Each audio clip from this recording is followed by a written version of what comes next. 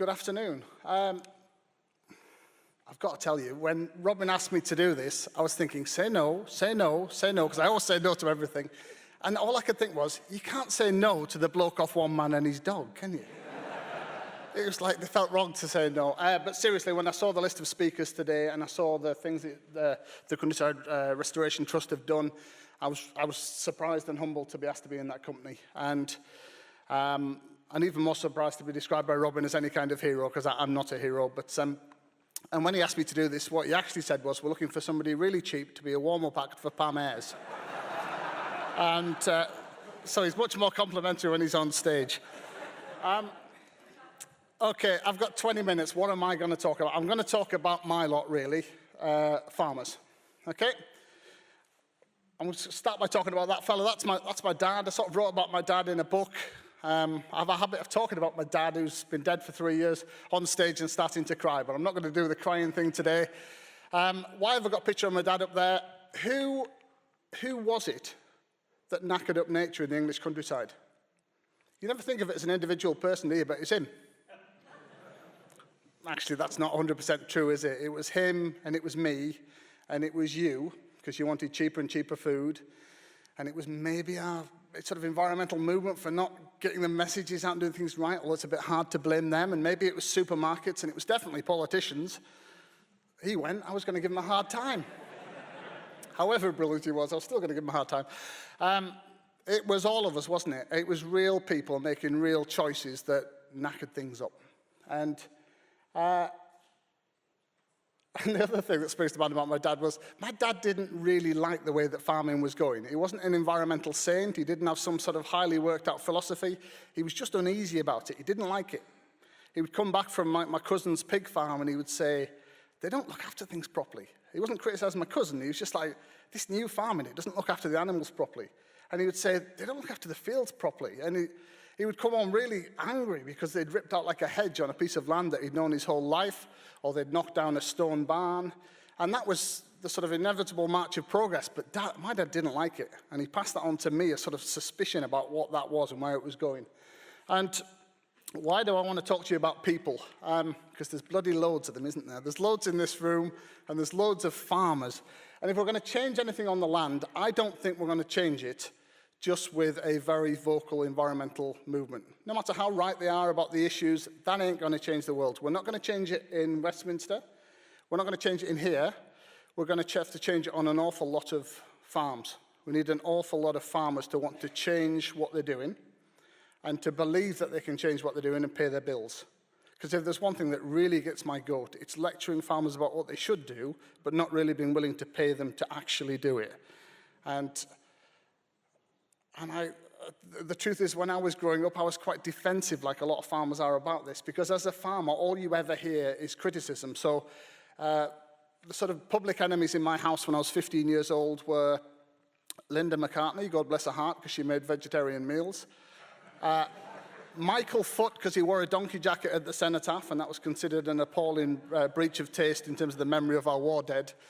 And John Craven, that well-known national villain. Yeah? Why did my granddad and dad hate John Craven? Because every Sunday on Country File, John Craven told us something else, that farmers were responsible for trashing. And we didn't sit there in a very enlightened way and say, John's probably right, let's change everything on the farm on Monday morning. We sat there getting really cross. Who's this bugger telling us what to do? Where's he from? What does he eat? Like, is it right? Have we killed all the birds? Have we, is the pesticides wrong? Everything we blooming well did was wrong all of a sudden. So we hated him for it. And it took me about 15 years to stop hating John Craven and to take a step back and say, just take a chill on this, James. Just take a chill on it. Let's have a little think about it. What is right and what is wrong about this? And it was unmistakably true to me that there was starting to be less wildlife on our land, and I could see the changes. I could see the curlews starting to disappear. I'm reading Mary Colwell's fantastic book about curlews. Is Mary here today? Hi, Mary. I'm dying to talk to you later because I love your book. And the other thing was, my grandfather was a nature nut. He wasn't highly knowledgeable like somebody like Derek about sort of ecology, but he was really into swallows. And he was really into curlews, and he would tell you where the otter did its sprint on the beck, and he would tell you where the foxes went under the wire fences. Sometimes because he wanted to shoot the fox, but let's not go into details just now. But he was a pretty good amateur naturalist about certain things. And so those sort of two traditions, suspicion of the new farming that was coming and changing all around us, and even some of the things we were doing, and a love of nature were things that I was brought up with. But I want to talk to you about those people, because they're feeling really got at, and they're feeling really defensive. And I'm going to say it, because I'm just in a grumpy mood at the moment, and I feel like telling the truth. I wish the word rewilding had never been invented. I've put it out there, okay? Why? Is it because it doesn't talk about an enormous amount of important things? No, it does talk about it. And the people in the rewilding movement talk about very important things, about natural processes, about nature on farmland, about our need for sort of core areas where we can have ecosystems that function as naturally as possible. I've learnt loads from that debate. A lot of those things are absolutely right. But a really unfortunate side effect of the way that that has been spoken about in our country over the last 5 or 10 years is that country people feel got at, and they feel alienated, and they feel like it's nothing to do with them. They feel like people in Islington or the Royal Geographical Society or in London or wherever are telling them that everything they've ever done or everything they stand for is wrong, and that it should all be swept away and replaced with something else. And I don't think it's very helpful. And I'll tell you why I don't think it's very helpful, because I actually think there's an enormous amount of stuff in that agenda that farmers can do to make the countryside better for wildlife. I certainly can't tell Robin about that because they've been doing it through the Countryside Restoration Trust for a while, but I'm going to tell you briefly about the kind of things that we're trying to do. So that's our farm.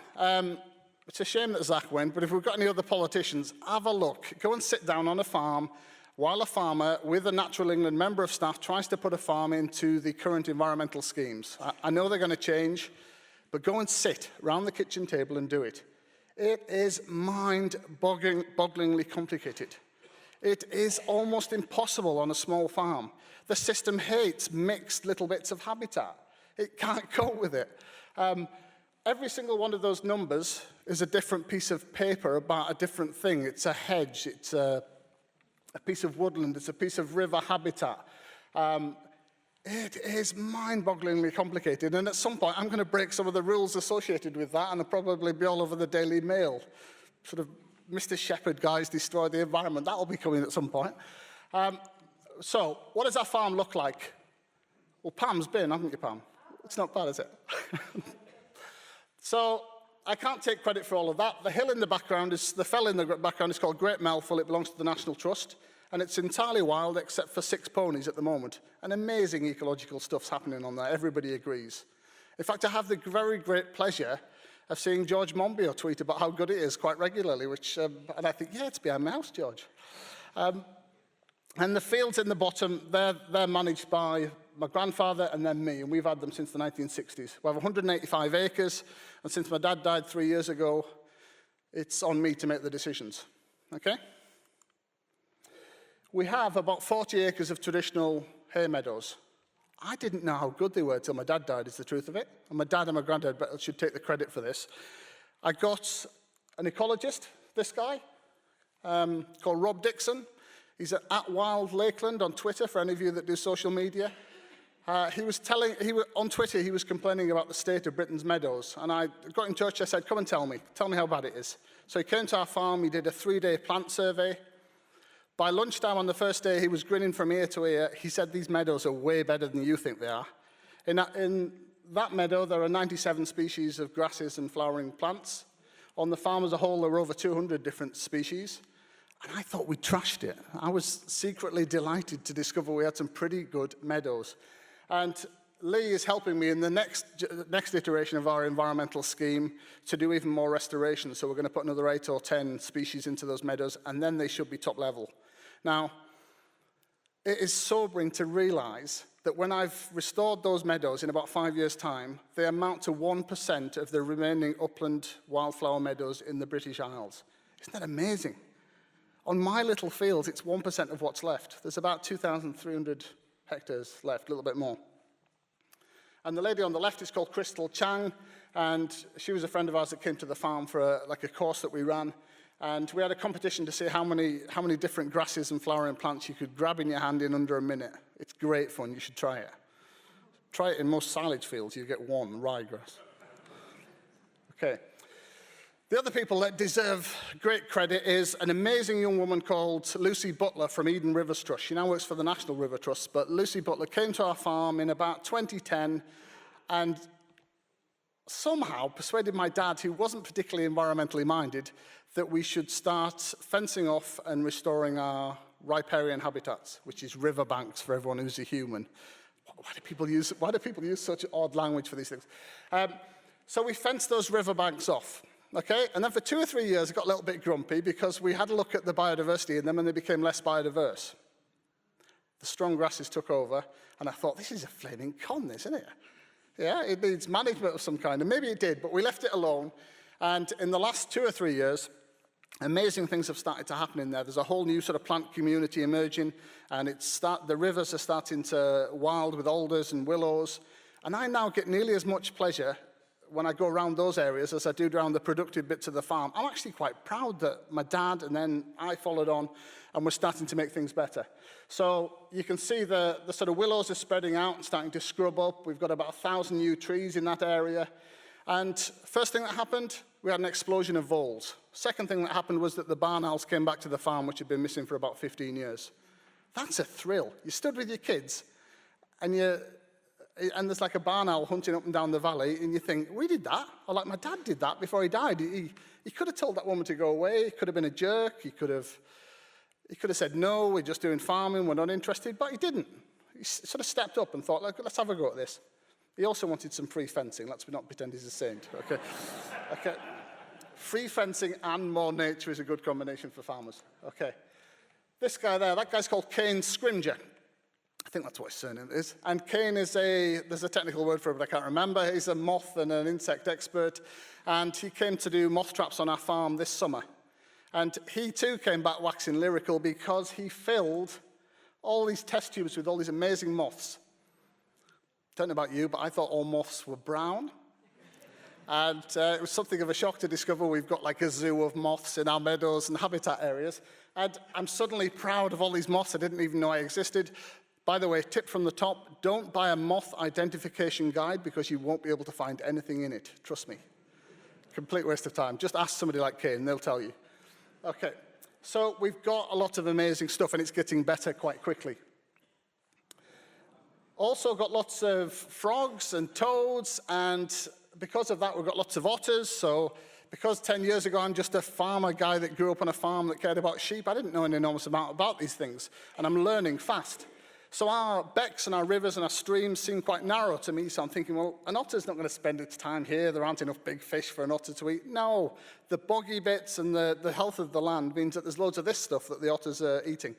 So we've got otters and weasels and all sorts of amazing things on our land.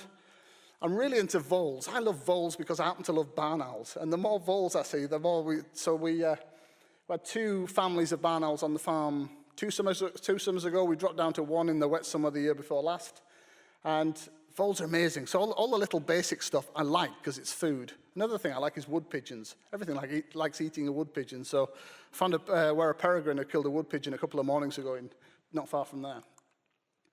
And we have oyster catchers and curlews.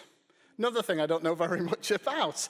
I'd assumed, because our valley is full of curlews, that curlews are doing fine until everybody started talking about curlews in the last 2 or 3 years, and I realized, oh, geez, curlews are heading towards a sort of apocalypse. They're disappearing all around us. They don't even exist in the next valley. I was stunned when I found this out. They don't exist in lots of places where they did when I was a kid. I just hadn't happened to go and look there recently, and they've gone.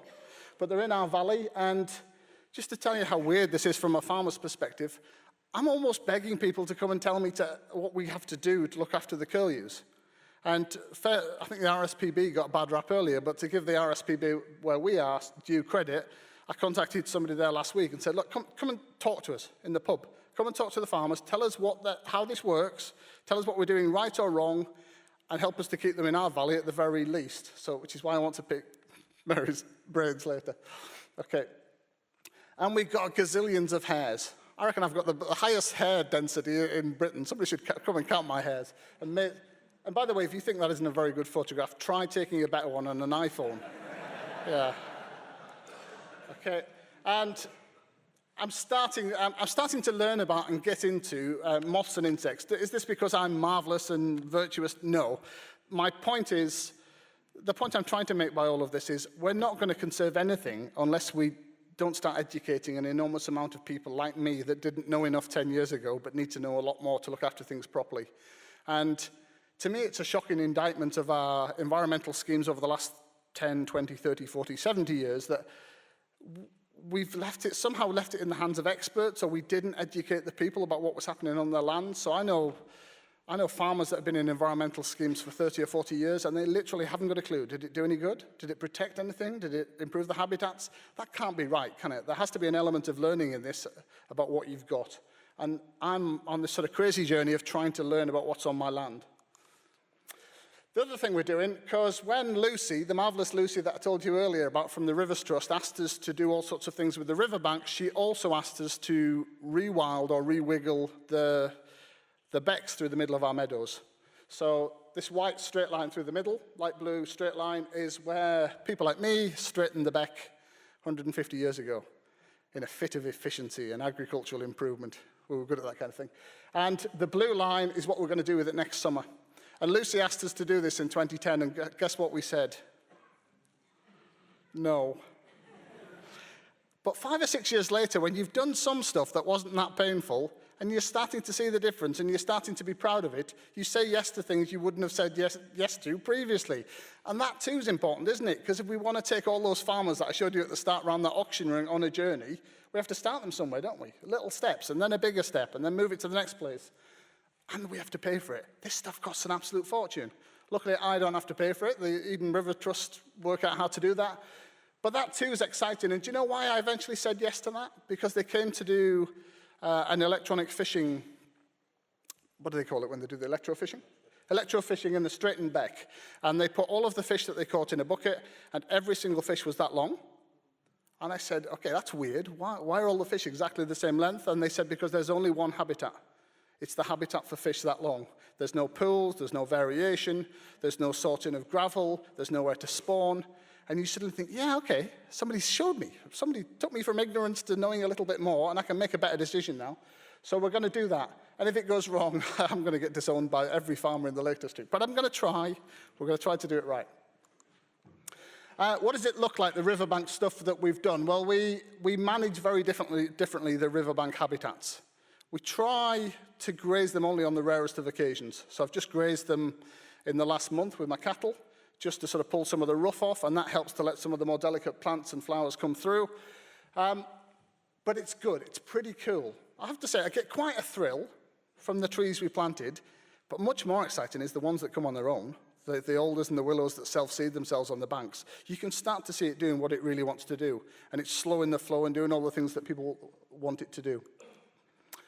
So I'm becoming a nerd about willows and things like that. I'm definitely not going to ever be invited to speak at the National Farmers Union, am I? Okay, and I've started doing odd things, which I think my dad would have thought was weird, and my granddad might just have understood. So I've started, I take cuttings all the time off anything that works, like willows. And I'm enjoying, I've got all sorts of places around the farm where we're growing copses of willows, and we're trying to encourage all sorts of things to grow. And I love seeing it change. And we're also trying to plant lots of trees. So those are some acorns that my son Isaac helped me collect recently, and we're going to pot those up and put a lot more trees onto our land. And the other amazing thing we did on our farm, which is really important, and I've only got a minute left, so I better be quick, is we brought cattle back onto the farm. So modern farming and modern food prices encourage people to specialize and specialize in one thing, and the thing we specialized in was sheep. And we've lost the variation of management that we had. And bringing the cattle back on has been fairly revolutionary in terms of how things work. And they have an amazing effect on the ecology. I didn't see that when I was young, when we had cattle, but since we got the cattle back on, it's amazing seeing that. And my cattle are in demand all around the valley from people who are in environmental schemes who keep saying, can you bring your cattle on to pull our meadow off? So it's good. But if you met me in the pub, I'm not this guy. If you meet me in the pub or you meet me in the auction, I'm the guy that bred that sheep, and I'm really proud I bred that sheep. Sheep cannot be the enemy, please. If we're going to change the uplands of Britain, then we can't start shouting at people that sheep are evil and sheep are woolly maggots and sheep are land lice. That's the best way to alienate everybody in the uplands I've ever heard. The culture of the uplands is about the people who manage those cattle and those sheep. And we have to work around that and adapt around it and find them ways that it works. Frankly, it probably means lots of fences to create patches of scrub and sort of working around it, okay? By the way, that is a very good Herdwick sheep, you know, if anyone's wondering. Okay, it won Borrowdale Show this time, and it's one of the things I'm most proud of in my life, and the guy holding it's called Joe Weir, and he's one of my best friends, and he's one of the best young Herdwick shepherds in the Lake District. And why does he get up and do what he does? Because he cares about those sheep. His father was good at this, his grandfather was good at this. There's centuries of pride and knowledge and expertise, and that is what's keeping those people on the land, that work and that love and that pride. And nature, we can't have nature instead of that. We need nature alongside that and around it and work with people from where they start out, yeah? I'm getting really grumpy with Mr. Monbiot, I'm going to tell you straight, yeah? I'm not allowed to go and have a row with him publicly, and that's so boring because it's grown up. But he's pissing people off that we need on side, yeah? I'm not questioning his motives or anything like that. He cares about the right things quite often, but we need to get these people on side. People like Joe need to be on side, need to understand why we want to do these things and how we change it. And I've also learned an enormous amount from all this. I've learned about things that we've done in the past that are not good, that we can do better. And I've also learned that some of the things we do are fantastic. So the way that my granddad managed his hay meadows means that they're incredibly biodiverse. And the carrying on that traditional management is really, really important. The most biodiverse place on our farm is the riverbanks of the streams in our hay meadows, so we need to keep that going as well. And I'm currently on this new journey of trying to understand about soil and microbiology and all those things. There's a whole world of things on my farm I don't know anything about, really, or didn't until recently. And I'm trying to learn about experts about those things as well. Turns out fungi on your land tell you that there's a whole process of rotting and sort of microbiology happening with your soil, which ultimately is super productive. But we have to learn to farm around that and to see it and to care about it. I'm going on a bit, aren't I? I'm going to finish.